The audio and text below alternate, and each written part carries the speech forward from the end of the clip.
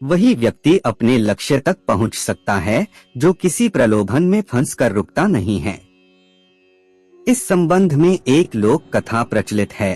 कथा के अनुसार पुराने समय में एक राजा की कोई संतान नहीं थी।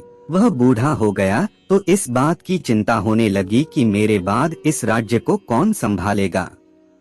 राजा ने अपने गुरु से पूछा, इस समस्या का हल पूछा। गुरु ने कहा कि राजन, अपनी प्रजा में से किसी योग्य व्यक्ति को उत्तराधिकारी बना देना चाहिए। ये बात राजा को समझ आ गई। उसने अपने मंत्री से कहा कि प्रजा के बीच ये घोषणा करवा दें कि कल जो भी व्यक्ति सूर्यास्त से पहले मुझसे मिलने राजमहल तक आ जाएगा, उसे इस राज्य का उत्तराधिकारी घोषित किया जाएगा। ये बात सुनकर मंत्री ने कहा कि महाराज, ये तो बहुत ही आसान है। पूरी प्रजा ही राजा बनने के लिए यहाँ पहुँच जाएगी।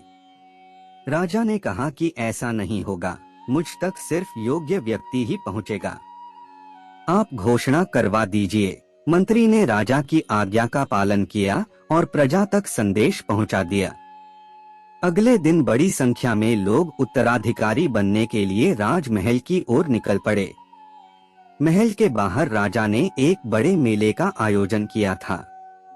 मेले में शराब थी, नाच गाना हो रहा था, तरह तरह के स्वादिष्ट पकवान थे, कई तरह के खेल वहां हो रहे थे। पूरी प्रजा उस मेले में ही उलझ गई। अपनी अपनी पसंद के हिसाब से लोग मजा लेने लगे। सभी ये बात भूल गए कि उन्हें राजा से मिलने जाना है। तभी वहां एक युवक ऐसा आया जो इन प्रलोभनों में नहीं फंसा।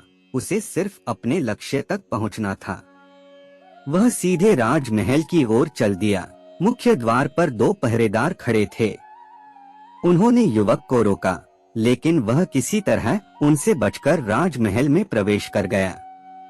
अंदर पहुंचते ही उसे राजा, मंत्री और उनके मिल गए। राजा ने उस युवक को राज्य का उत्तराधिकारी नियुक्त कर दिया।